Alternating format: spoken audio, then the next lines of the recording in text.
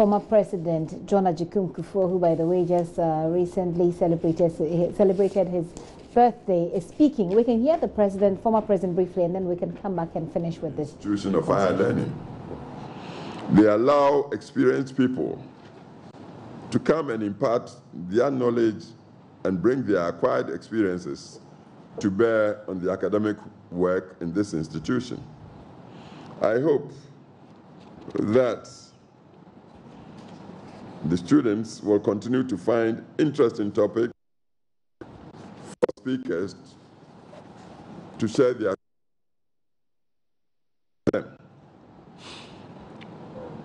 My friends, the topic for the day is an extremely important one. In round terms, in a modern polity like Ghana, political leadership is the delegation of the power of the people, from whom power emanates,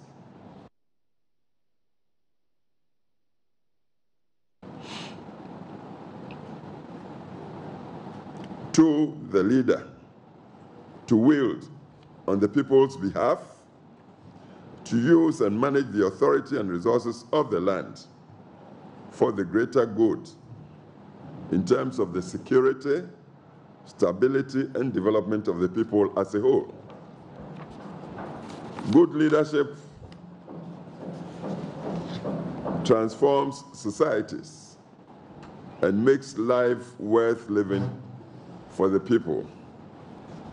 It makes for judicious use of a nation's resources, both human and natural, for the upliftment of the society for now and into the future.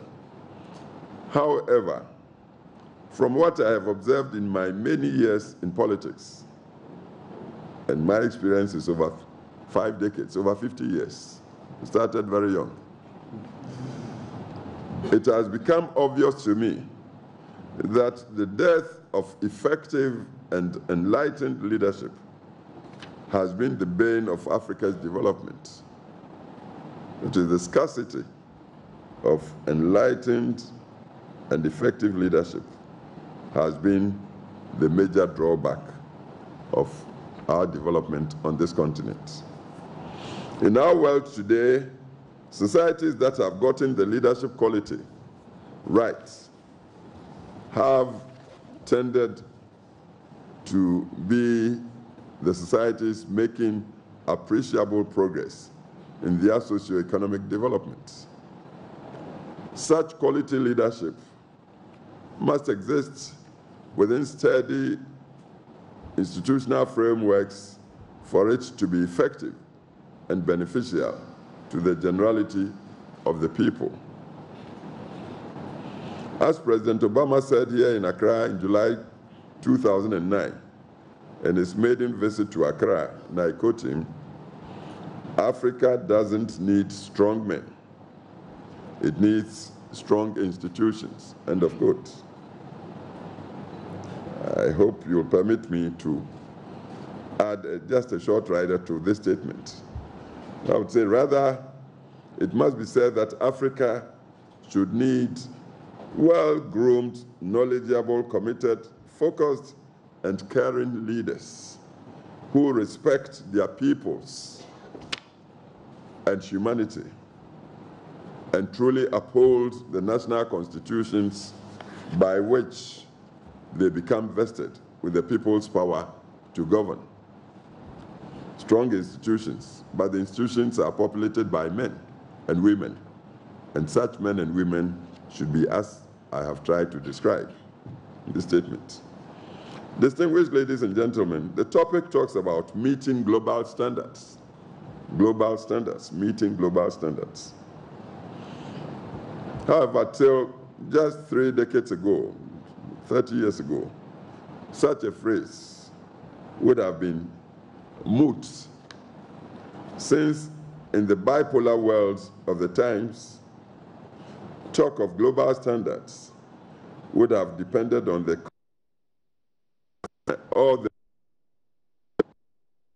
to determine the sort of standard you describe as global. Fortunately, With the end of the Cold War and the collapse of the Berlin Wall at the end of the 1980s, liberal democracy seems to have gained ground and is spreading globally to attain the attributes of a gold standard for governance among nations. Even our brothers of the social democratic inclination these days share with the liberal democrats in upholding rule of law, respect for human rights, and also respect for property and corporate rights, business rights. It saw the Constitutive Act of the African Union being promulgated in the year 2000. This act proscribed non-constitutional changes of government among the member nations. It also prescribed the rule of law and democratic institutions that upholds the centrality of the individual human being and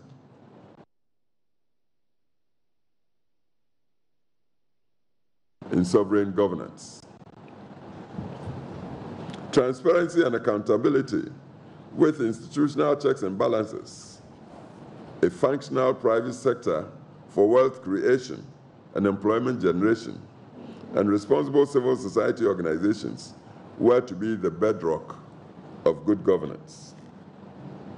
Independent and robust press and media would also be watchdogs for sustained accountable governance. Unfortunately, ladies and gentlemen, within Africa, over the last decade, it appears that some countries are backtracking on democracy somewhat.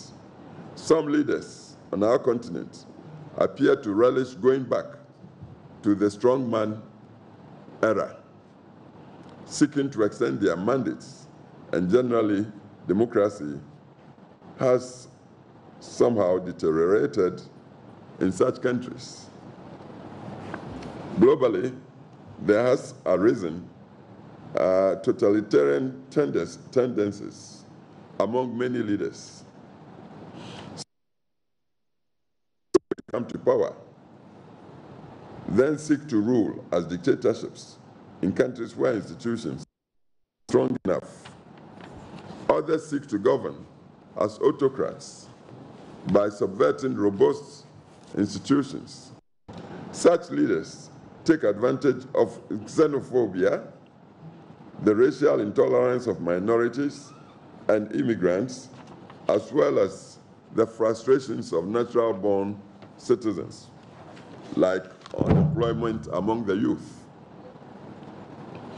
These frustrations arise out of changing economies from manufacturing to the digital economy, which have seen their jobs currently non-available anymore, and rendered these citizens frustrated with their place in the knowledge-based economy.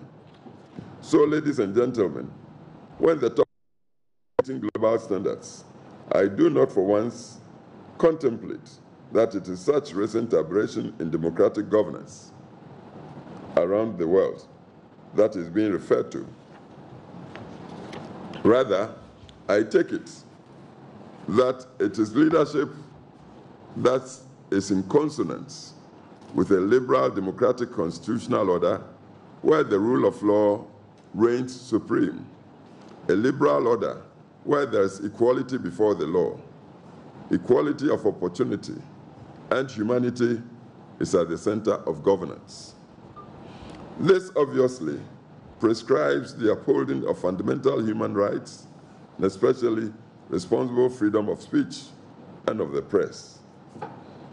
Governance according to global standards in the prevailing international order must also emphasize private enterprise and markets and private wealth creation, employment generation by the private sector, with governments concentrating on providing the enabling environment for the private sector to operate and grow. The global expectations on sound economic management requires the private sector to be encouraged as the engine of growth, with governments providing the requisite infrastructural development to drive and buttress the efforts of the private sector. It is instructive to acknowledge the Chinese example in pragmatic economic management, with the private sector taking center stage, even in the communist China, and with public-private partnerships. Leadership in exercising power has been made to be accountable to the people by way of its submitting of itself to the people's renewal or otherwise of its mandate every 4 years. The Constitution has also prescribed a lifetime limit of a maximum of 2 terms that one can be President of the Republic. So I retired after 2 terms the year 2008. So far, the leaders that Ghana has had in this 4th Republic have subjected themselves to these obligations, and no leader has even remotely attempted to subvert these constraints. Distinguished audience, our Constitution prescribes the separation of powers among the 3 branches of government: the executive, the legislature, and the judiciary, as pertains in the presidential system of government, which ours is. The delineation between the executive and the legislature is an area not properly congruous with what is to be expected in a truly presidential system, which I will come to later in my submission. So far, leadership in Ghana has dutifully respected the sharing of power among the 3.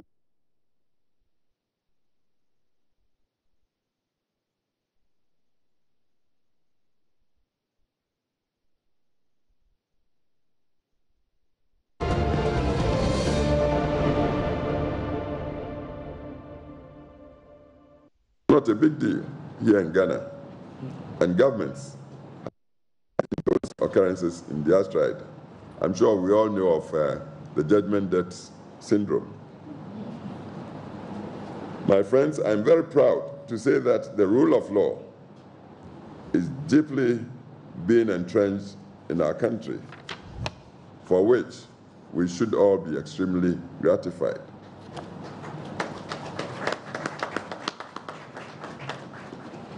And need I remind you, in the year 2012, the governing party, the then governing party, had the election of its presidential candidates, who was the incumbent president, challenged in the Supreme Court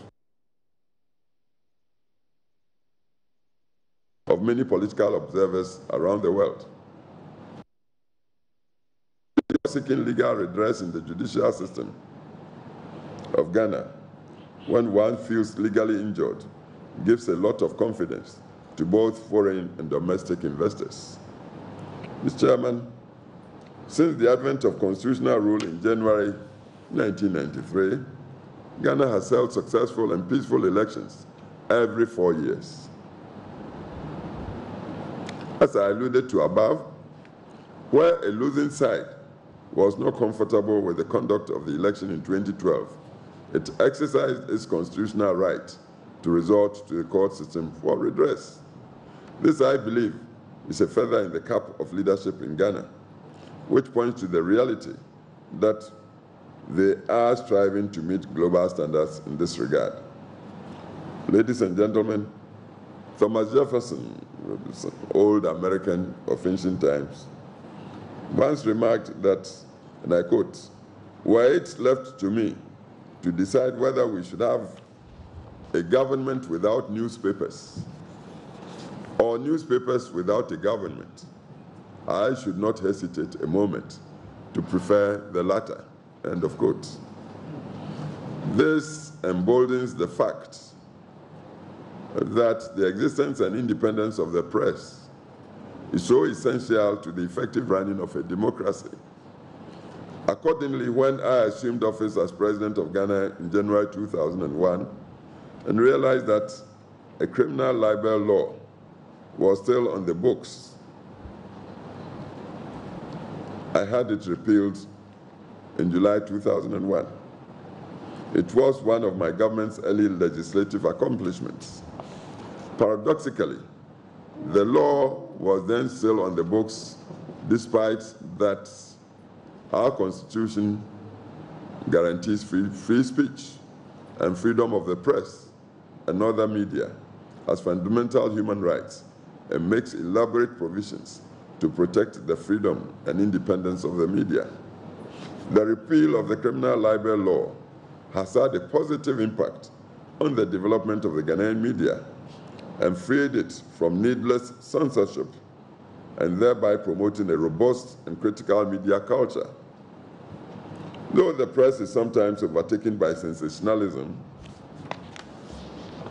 succeeding governments since have continued to ensure that the press is free in our country to the admiration of the international community. As a result, publishing in April 2018, Reporters Without Borders adjudged Ghana #1 in the whole of Africa as having the freest press on the continent, and number 23, were 23rd overall in the whole world. Undeniably, if this does not meet global standards, then I do not know what else would.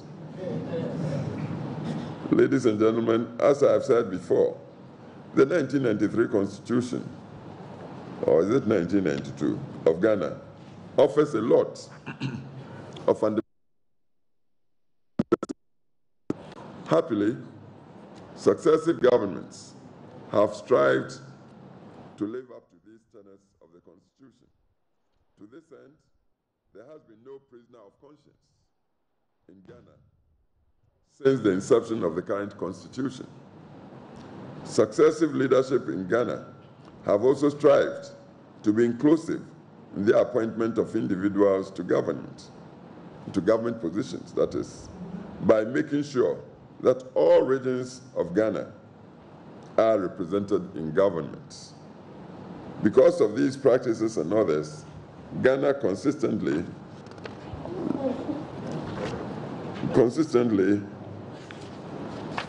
ranks very high on global indices on good governance practices, and its democratic culture is the envy of many on the continent of Africa. When I was president, my government was the first to subject itself to the African peer review mechanism instituted by the African Union, whereby it was reviewed by a team of experts put together by the African Union to assess whether Ghana's democracy and governance were in tune with the best practices, at least on the continent. Ladies and gentlemen,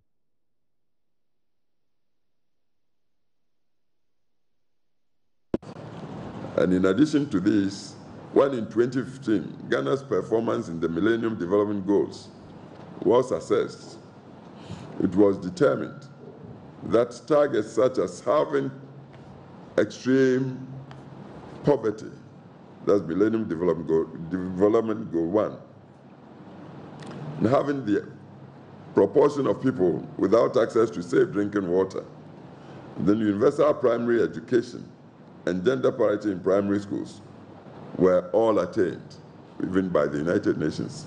Ghana was assessed to have achieved all this. A substantial progress has also been made in reducing HIV prevalence, and this is part of the Millennium Development Goals, one of the, I think, Goal 6, and reducing the proportion of people suffering from hunger. These achievements are in relation to set international targets, that is the Millennium Development Goals, that were prescribed by the United Nations at the dawn of this century. They were the global standards. Leadership in Ghana has already committed itself vigorously. Recently, it launched the framework for the achievement of zero hunger in Accra. Mr. Chairman, distinguished guests, ladies and gentlemen, from the foregoing, one can easily conclude that leadership in Ghana over the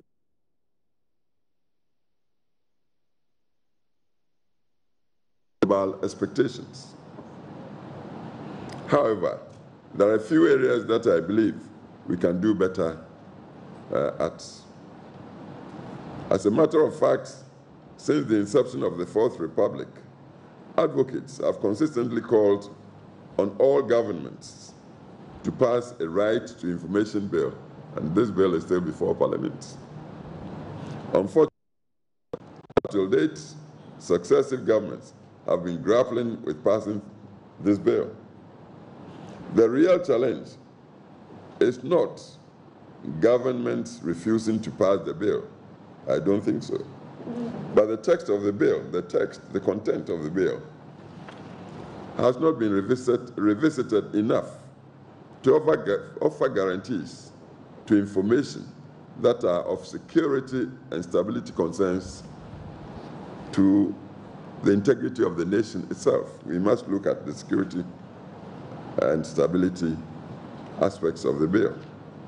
This bill must be passed to help achieve better governance, yes, but it must not be at the cost of security and stability of the nation. It is obvious that governments not passing the RTI frustrates the fight against corruption, and civil society groups are up in arms for the lack of passage, and they are entitled, they are right to protest. Corruption is still a major problem currently for the nation, and indeed it has always been. But I would emphasize again, let's be careful about the security and integrity and stability of the nation, even as we try to get this bill, the RTI bill. I just recently came across a newspaper headline on social media whereby Prime Minister Kofi Abrefa-Busia was in March 1971 lamenting about bribery and corruption. Ladies and gentlemen, this brings me to parliamentary oversight of the executive to ensure serious accountability of executive actions. As I mentioned earlier, our Constitution has this hybrid system whereby a majority of ministers of state must necessarily come from Parliament. I believe this is a weakness of the system, and this hybrid impedes effective parliamentary oversight of the executive. It should be noted that in effective presidential systems of government,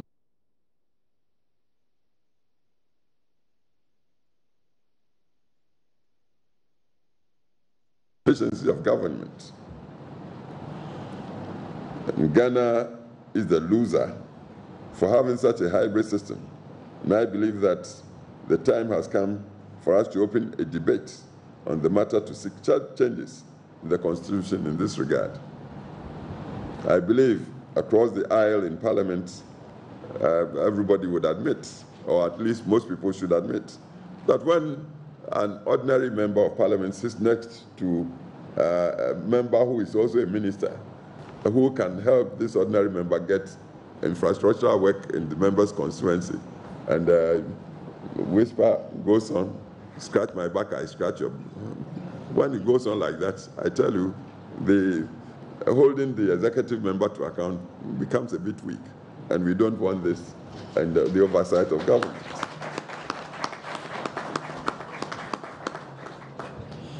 Generally, distinguished audience, I believe our country is on the right track in performing to global standards on so many fronts, though there is more room to grow.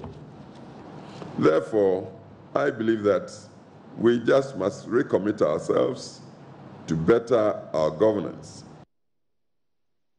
It's always a work in progress. There's no end to democracy. So with this, Mr. Chairman, the Chancellor, Vice Chancellor, I thank you for inviting me to deliver this year's address to you. And I wish you well, and Merry Christmas to all of you. Thank you.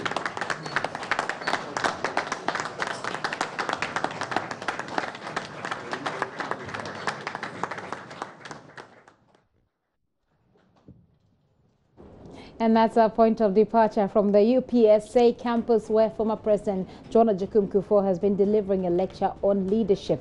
And he makes reference to 1971, since the conversation about bribery and corruption has been going on.